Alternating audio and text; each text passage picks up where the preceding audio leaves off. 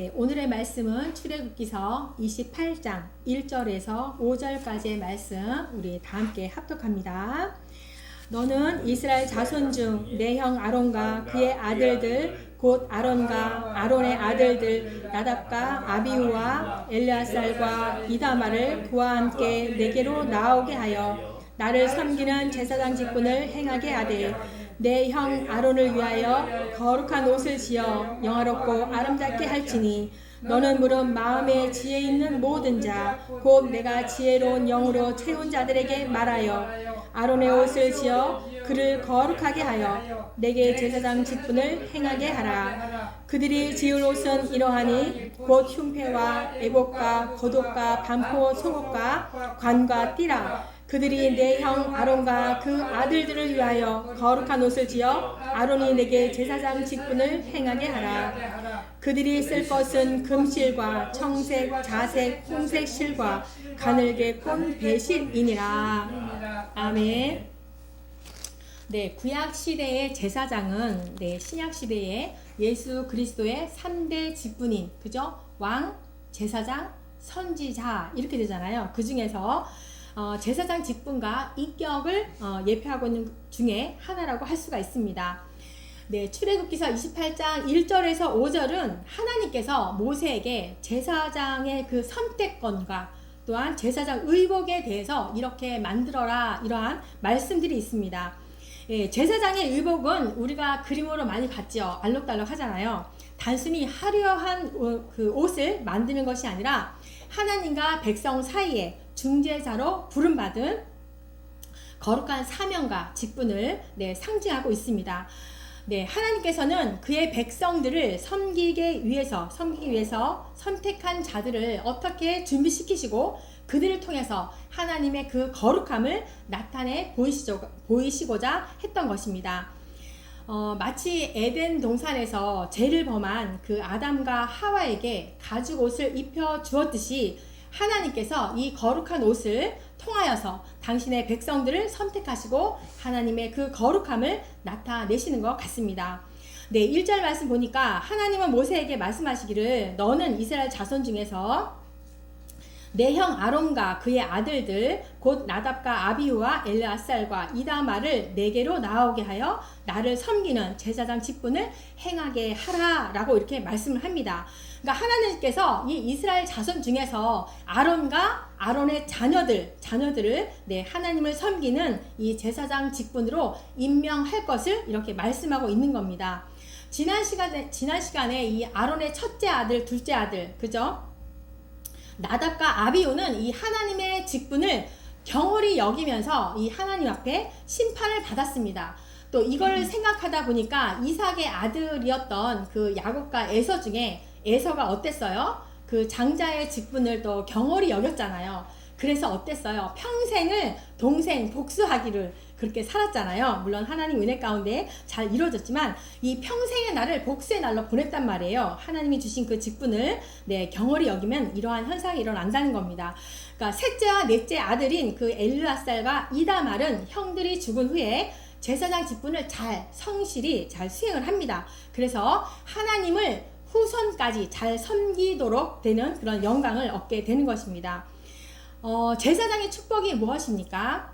위대한 종이 될 수 있는 것이고 하나님을 뵐 수 있는 자들이었고 하나님을 가장 가까이에서 섬길 수 있는 자들이었습니다.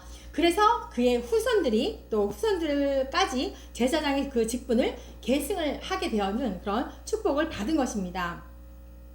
그러니까 제사장은 하나님께로부터 직접 부르심을 받은 자이고 그의 역할들은 하나님과 백성 사이에서 중재자로 섬기는 자들이었던 것입니다. 네, 아론과 그의 아들들은 그렇게 하나님께 그렇게 특별하게 선택을 받은 자들이었던 거죠. 그렇다 보니까 그 제사장의 직분과 의무가 어떻다라는 겁니까? 굉장히 그 책임도 막중하다는 것을 우리가 알 수가 있습니다. 그러니까 이 제사장 직분은 내가 하고 싶다고 해서 되는 것이 아니라 인간의 자격이나 노력으로 우리가 될 수 있는 것이 아니라 전적으로 하나님의 부르심의 은혜로 주어진 직분이라는 것을 우리가 알 수가 있습니다. 네, 여러분도 하나님께서 선택하신 그 부르심을 믿으시기를 바랍니다. 네, 죄인된 우리 모습 속에서 가장 중요한 것이 있죠. 누구나 죽음을 두려워합니다. 그죠? 믿는 자나 믿지 않던 자나 모두가 죽음을 두려워하면서 모두가 죽습니다. 그런데 그 죽음 앞에서 우리는 천국과 지옥이라는 그 심판대 앞에서 구원의 은혜가 우리의 자격이나 우리의 노력으로 된 것이 아님을 우리는 너무나 잘 알고 있습니다. 그러니까 누구나 죄에 대해서 당당한 사람은 아무도 없기 때문입니다.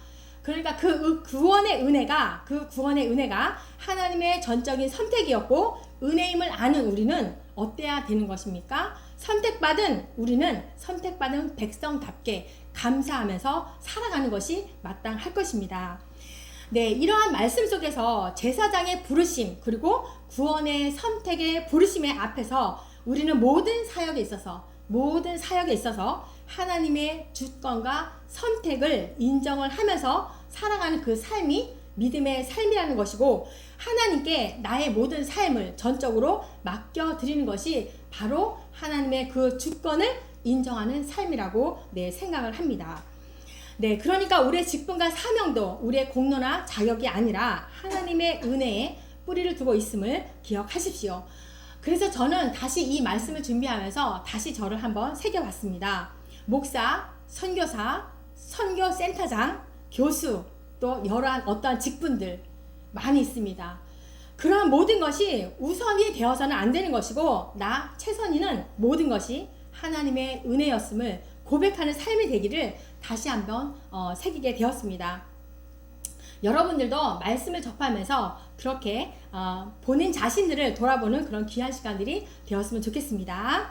네, 2절 말씀 제사장의 그 의복에 대해서 내 형 아론을 위하여 거룩한 옷을 지어서 영화롭고 아름답게 하라라고 명령하십니다. 여기서 거룩한 옷이라는 것은 단순히 아름답고 그리고 장식 막 이렇게 그저 번쩍번쩍한 그런 장식의 의복이 아니라 하나님께 드려진 구별된 사명이라는 것을 또 상징하고 있습니다. 그러니까 이 거룩한 옷이라는 것은 제사장의 직분이 얼마나 경외스럽고 중요한지를 설명해 주는 그러한 말씀입니다. 그래서 이 거룩한 옷을 입은 제사장은 또한 하나님의 거룩함을 상징하는 존재임을 말해주고 있습니다. 제사장은 단순히 백성들을 대표하는 것뿐만이 아니라 하나님 앞에 나아가서 그의 백성들을 대신해서 속죄와 예배를 드리는 자이기 때문입니다. 그리고 영화롭고 아름다운 제사장의 의복은 하나님의 영광과 백성을 향한 사랑을 말해주고 있습니다. 이렇듯이 하나님께 드리는 모든 것은 단순하고 평범한 것이 아니라 하나님의 그 위엄과 영광에 합당해야 하는 것을 말하고 있습니다. 네, 우리의 삶도 마찬가지로 제사장의 의복처럼 하나님께 헌신되고 구별된 모습이어야 되고 우리는 외적인 모습뿐만이 아니라 내면의 거룩함과 경외로 하나님께 나아가야 할 것입니다. 네, 3절에는 하나님은 너는 물은 마음의 지혜에 있는 모든 자 곧 내가 지혜로운 영으로 채운 자들에게 말하여 아론의 옷을 지어서 그를 거룩하게 하여 내게 제사장 직분을 행하게 하라 이렇게 말씀하십니다. 그러니까 제사장의 의복은 단 한 사람의 노력으로 되었다라는 것이 아닙니다. 그러니까 마음의 지혜 있는 모든 자 그리고 내가 지혜로운 영으로 채운 자들 이렇게 말씀하고 있거든요. 그러니까 공동체의 헌신과 협력을 말씀하고 있습니다. 그러니까 여기에서 마음의 지혜 있는 모든 자 내가 지혜로운 영으로 가득 채운 자들 이것은 바로 하나님께서 특별한 기술과 재능을 그들에게 주었다라는 것을 볼 수가 있습니다. 그러니까 하나님은 제사장을 세우는 데 있어서 또 의복을 만드는 데 있어서 공동체가 함께 하기를 원하시는데 하나님의 그 지혜로운 영으로 함께 하는 자들이 모여서 하나님의 사역을 서로 협력하고 헌신해야 됨을 말해주면서 그렇게 하나님의 영으로 충만하다라고 하면은 함께 교회와 신앙의 공동체가 연합해야 함을 마땅할 것입니다. 네, 오늘날 우리의 교회에서도요, 다양한 재능과 은사를 가진 사람들이 함께 협력하면서 하나님께 헌신하고 있습니다. 하나님께서는 각자에게 주신 은사는 다 다르지만, 틀린 것이 아니죠. 다름을 인정하고 공동체를 섬기면서 하나님의 영광을 드러내는 데 있어서 사용해야 될 것입니다. 네, 4절과 5절 말씀에 보니까 제사장의 그 의복의 구성품을 말해주고 있습니다. 그들이 지을 옷은 이러하니 곧 흉패와 에봇과 겉옷과 반포 속옷과 관과 띠라. 그리고 5절 말씀, 그들이 쓸 것은 금실과 청색, 자색, 홍색 실과 가느리의 꼰, 배실이니라. 이렇게 말씀하고 있어요. 그러니까 각각의 그 의복은 특정한 의미와 목적을 가지고 있고 하나님이 구체적으로 주신 그 지침에 따라서 제작되었다라는 것입니다. 네, 하나님이 주신 그런 가죽 옷만이 우리의 구원의 길이라는 것이에요. 그러니까 가죽 옷이 무엇입니까? 오늘날 우리의 죄를 위해서 희생하시고 죽으신 예수 그리스도를 예표하고 있는 말씀인 것입니다. 그래서 여기서 보니까 흉패와 에봇이라고 했잖아요. 흉패와 에봇은 제사장이 하나님의 백성을 대표해서 하나님께 나아감을 상징하고 있습니다. 그러니까 흉패에는 12개의 보석과 이스라엘 지파의 이름이 다 새겨져 있습니다. 그래서 제사장이 백성들을 위해서 중보하는 역할을 드러내고 있습니다. 그 에봇은요, 어깨에 걸친 앞치마의 형태로 가끔 이 제사를 지내다 보면 그 희생의 피가 묻기도 하기 때문에 그런 앞치마 형태로 에봇이 되어 있습니다. 그리고 겉옷과 반포 속옷인데 이것은 제사장들의 그런 성결함과 순결함을 상징하고 있어요. 그러니까 하나님 앞에서의 경외심과 순종을 나타내고 있습니다. 그리고 관과 띠를 말하고 있는데 이 관은 제사장의 권위를 상징하고 있고 띠는 그들의 헌신과 봉사의 자세를 나타내고 있습니다. 그리고 보니까 여기서 이제 5가지 색깔이 나오죠. 금색, 홍색, 자색, 청색, 흰색 이렇게 나오는데 4가지 색깔은 우리가 많이 봤죠. 성막을 덮는 휘장에서도 봤고요. 성소 입구, 지성소 입구, 그리고 동쪽 입구 거기에 보면 이 4가지 색으로 휘장을 만든 것을 보고 있어요. 근데 여기에서는 금실을 하나 더 사용하고 있습니다. 그 의미와 상징을 살펴보면은 금색은 그리스도의 그 왕의 성품을 상징하고 있습니다. 네, 그러니까 이 제사장의 그 의복은 이 제사장이 하나님과 백성 사이에서 중보자로서의 그 역할을 충실히 수행하도록 돕는 도구이면서 그 자체가 하나님의 말씀에 따라서 거룩하고 완전하게 만들어져야 했음을 말해주고 있습니다. 네, 오늘날 이 제사장의 의복을 제작하는 그 명령은 오늘날 우리에게 신앙과 삶에 중요한 교훈을 주고 있습니다. 무엇이냐면 제사장은 어떠한 사람이에요? 하나님께 특별히 부르심을 받은 자들이에요. 그렇기 때문에 그 의복은 그들의 또한 거룩한 사명을 상징하고 있습니다. 오늘날 우리는 어떠합니까? 베드로전서 2장 9절이죠. 왕같은 제사장으로 부르셨습니다. 그래서 우리의 삶도 마찬가지로 거룩한 부르심에 합당한 모습으로 우리가 사명을 감당해야 함을 말씀하고 있습니다. 그리고 제사장의 의복 이 제작은 하나님의 명령에 따라서 철저하게 순종과 헌신으로 이루어졌다는 것을 볼 수가 있습니다. 그러니까 우리의 예배와 헌신도 마찬가지로 하나님의 말씀에 근거하여서 철저하게 우리가 지켜야 되는 것이고 나의 영광이 아닌 하나님의 영광을 드러내야 된다는 것을 말하고 있습니다. 그리고 또한 이 제사장의 의복은 한 사람이 만든 것이 아니라 공동체의 헌신과 협력을 통해서 만들어졌다는 것을 볼 수가 있는데요. 오늘날 우리의 신앙도 마찬가지로 개인의 헌신뿐만이 아니라 공동체의 협력을 통해서 하나님께 영광을 돌려야 됨을 말하고 있습니다.